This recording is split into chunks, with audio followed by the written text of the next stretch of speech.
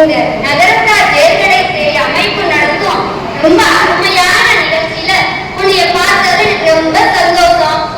ஒரு கல்யாணத்தாக கேட்கணும்னு நினைச்சேன். நல்ல வேலைக்கு நேரே பார்த்துட்டேன். எங்க உறவுக்கார பையனுக்கு உங்க உறவுக்கார பொண்ணுன்னு சொன்னாங்க. அந்த கல்யாணத்தாக்களை விசாரித்து சொல்றியாக்கா? நல்லா சொல்றேன் ஆச்சி. யார் அந்த பிள்ளை? விவரமா சொல்லுங்களேன் கொஞ்சம். உனக்கு பெரியக்கா பொண்ணுன்னு சொன்னாங்க. ஓ சரி சரி. ஆனா பொண்ணு கொஞ்சம் கருப்பா குண்டா இருக்குமாம்ல, எப்படி இருக்கும் சொல்ல நீ. ஆச்சி, நம்ம நகரத்தார் பெருமக்கள் அப்படியே சொல்லுவாங்க. நம்ம அந்த பிள்ளை நல்லா சேர்ந்தாப்புல இருக்கும், அதே போல மாநிலம்ல இருக்கும். அவன் நல்ல குணத்துக்காரி, அதே போல நல்ல சமத்தி, நம்மளோட சேர்ந்தாப்புல ஒத்துமையா இருப்பாங்க. சரி அக்கா, நீ சொன்னா சரி. சரி, வரதட்சணையா என்ன கொடுப்பாரு? எத்தனை நகை போடுவாரு அக்கா? ஏதாவது உனக்கு தெரியுமா? ஆச்சி, நம்ம வீடுகள்ல வரதட்சணை அப்படின்னு நம்ம சொல்ல மாட்டோம் இல்லையா? நம்ம என்ன சொல்றோம்? தோது தானே சொல்லுவோம். அதனால அவங்ககிட்ட பேசி நான் என்ன தோது சொல்றாங்க அந்த தோதை நான் உங்ககிட்ட தோத சொல்லுறேன். சரி அக்கா, அவங்க என்ன தோது தர்றாங்கன்னு உனக்கு தோது நேரத்துல கேட்டு நல்லா சொல்லு. கல்யாணம் நல்லா முடியணும். தட்டு மாத்திக்கிட்டு தாலி கட்டி அந்த பிள்ளை நல்லபடியா இந்த உறவுக்கார வீட்டுக்கு மருமகளா வரணும். ஒரு கல்யாணத்தை முடிச்சு வச்ச புண்ணியம் நமக்கு கிடைக்கும்ல? நல்லா கிடைக்கும். ஏன்னா இப்ப இருக்க காலகட்டத்துல பொண்ணு கிடைக்கலன்னு சொல்றாங்க. ஆனா அதுக்கு பின்னாடி எவ்வளவு இருக்கிறது அனுபவிக்கிறவங்களுக்கு தான் தெரியும். அதை நம்ம தட்டு மாத்துறது அப்படின்னு நம்ம சொல்ல மாட்டோம். அதே போல அதுக்கு இன்னொரு அர்த்தம் அதுக்கு நம்ம எப்படி சொல்லுவோம்னா பேசி முடிச்சுக்கிறது அப்படின்னு சொல்லுவோம். அதுக்கப்புறம் திருப்பூட்டுறது அப்படின்னு நம்ம சொல்லுவோம். நீங்க தாலி கட்டுறதுன்னு சொன்னீங்க. ஆனா திருப்பூட்டுதல் அப்படின்றதுக்கு தனியா ஒரு அர்த்தமே இருக்கு.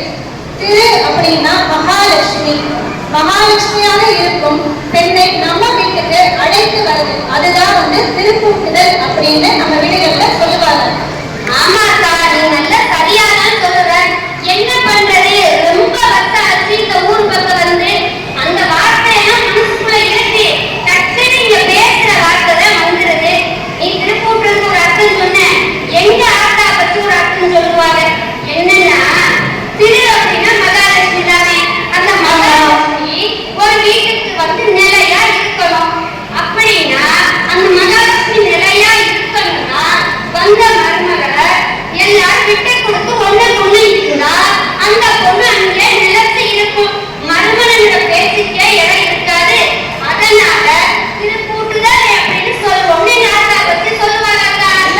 சரியா சொன்னீங்க. சரி, உன் பிள்ளையெல்லாம் எப்படி இருக்கு? என் பிள்ளைங்க ரொம்ப தங்கமா இருக்காங்க. அதுவும் இல்லாம இப்ப இருக்க காலகட்டத்துல பாத்தீங்கன்னா பிள்ளை வேணும்னு கோயில போய் வேண்டிக்கிறாங்க. ஆனா அந்த பிள்ளைகளை சொல்ல நம்ம காது கொடுத்து கேட்கவே முடியல.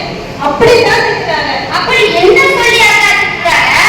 பட்டுகளத்தான், பாயத்தான், தீவட்டி தனியே, அரசளவும் இப்படி எல்லாம் சொல்லி இருக்கிறாங்க.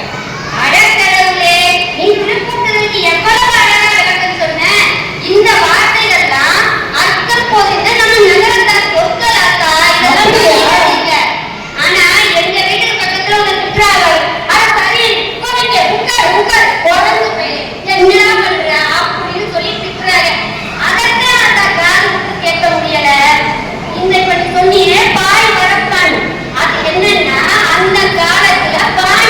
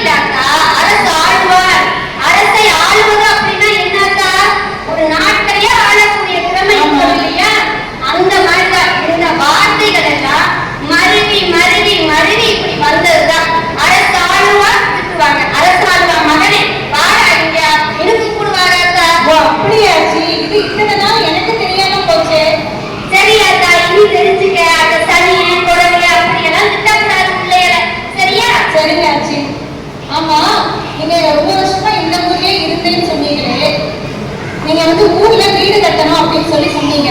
அது என்ன ஆச்சு? நம்ம பாட்டையா முப்பாட்டெல்லாம் அரண்மனை மாதிரி கோட்டை கட்டி கொடுத்துட்டு போனாங்க. அப்ப ஒருத்த கோட்டை கட்டி கொடுத்தத அவங்க மகன் வழி பெயரிங்க எல்லாரும் சேர்ந்து கூட பராமரிக்க மாட்டேங்குதுங்க. ஒரு பையனை கேட்டா அவன் முன்ன வர்றேன், இன்னொருத்தன் பின்ன போறேன். இந்த வீட்டை பராமரிக்கிறது நான் இந்த ஊர்ல ஒரு பிளாட்டை வாங்கி கொடுவேனேமா, இது எதுக்கு அப்படின்னு கேட்கிறாங்க. என்ன பண்றது? பராமரிக்கத்தான் வேணும். ஏன் ஆச்சு இப்படி சொல்றீங்க? நம்ம ஐயாக்கெல்லாம் ஊர்ல உள்ள வீட்டை எவ்வளவு அழகா தத்துவம் பொதிந்ததா கட்டியிருக்காங்க தெரியுமா உங்களுக்கு? எனக்கு தெரிஞ்ச 4 விஷயத்த நான் உங்ககிட்ட பகிர்ந்துக்கிறேன். முதல்ல பாத்தீங்கன்னா வந்து படி இருக்கும் நம்ம வீடுகள்ல, படி. அதன் பிறகு பாத்தீங்கன்னா நடை அது இருக்கும். அதுக்கப்புறம் பாத்தீங்கன்னா நிலை, சிற்ப நிலை இருக்கும். அதன் பிறகு பாத்தீங்கன்னா முற்றம், நடுவாசல் அது இருக்கும். இது ஒவ்வொன்றுக்குமே ஒவ்வொரு தத்துவம் இருக்கு. முதல்ல படின்னு பார்த்தோம் இல்லையா? அந்த படி எடுத்து படி பாத்தீங்கன்னா வந்து நம்ம நல்லா படிக்கணும். நம்ம வாழ்க்கை முழுவதும் படித்துக் கொண்டே இருக்கணும். அதுக்கப்புறம் பாத்தீங்கன்னா நடை. அந்த நடை எதுக்குன்னா நம்ம படிச்சதெல்லாம் கீழ்ப்படைந்து நடக்கணும். அதுக்கப்புறம் நிலை.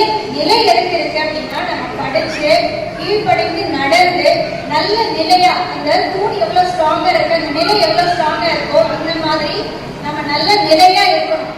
அதன் பிறகு முற்றம், நடுவாசல் இருக்கு இல்லையா? அது எதுக்கு அப்படின்னா நம்ம எல்லாரும் ஒற்றுமையா கூடி இருந்து வாழ்ந்து நல்லது கெட்டது எல்லாமே பெரியவங்கிட்ட நம்ம கேட்டு கத்துக்கணும். அதுக்காக தான் அந்த நடுவாசல், கூடம், முற்றம் அப்படின்னு நம்ம சொல்லுவோம். அதனால இந்த 4 விஷயங்களும் வச்சுதான் நம்ம ஐயா வந்து கட்டியிருக்கிறாங்க. அதனால நம்ம அந்த வீட்டை பாதுகாக்கணும். ஆமாக்கா, ரொம்ப நல்லா சொன்ன. நம்ம வாழ்க்கையோட தத்துவ அமைப்புல தான் நம்ம வீடே கட்டி கொடுத்திருக்காங்க. அப்படி பாரம்பரியம் மிக்க அந்த கோட்டைகளை பராமரிக்கிறது யாரோட பொறுப்பு சொல்லுங்களேன்? நம்மளோட பொறுப்பு தான். சொல்லுங்களேன், உங்களை தானே கேட்கிறாரு. யாரோட பொறுப்பு? அதனால இந்த நேரத்துல எல்லாரும் ஒரு உறுதிமொழி எடுப்போமா? நல்லா எடுப்போமே. என்ன உறுதிமொழி? அதாவது பாரம்பரியம் மிக்க நம்மளுடைய வீடுகளை இனிமே நம்மளால அப்படியெல்லாம் கட்ட முடியாது. ஆகவே அதை கட்டாயமா எல்லாரும் பொக்கிஷமா பாதுகாப்போம். ஒருத்த உழைப்பை கொடுத்தீங்கன்னா ஒருத்த பணத்தை கொடுத்து செலவழிங்க. எல்லாரோட எல்லாம் முடியும். யாராவது என்ன முடியுதோ கொடுத்து அந்த வீடை பொக்கிஷமா பாதுகாப்போம். இந்த உறுதிமொழியை எடுப்போமா? இந்த உறுதிமொழி எடுத்துக்கிறதானா எல்லாரும் நல்லா கைத்தட்டுங்க பார்க்கலாம். பரவாயில்லையே, நல்லதுன்னா கைத்தட்டுறீங்களே. எங்களுக்கு ரொம்ப சந்தோஷம். நிச்சயமாக நம்மளுடைய பாரம்பரியமிக்க வீடுகள் பொக்கிஷமாக பாதுகாக்கப்படும் அப்படிங்கிற சந்தோஷத்தோட நிறைவு பெற போறோம்.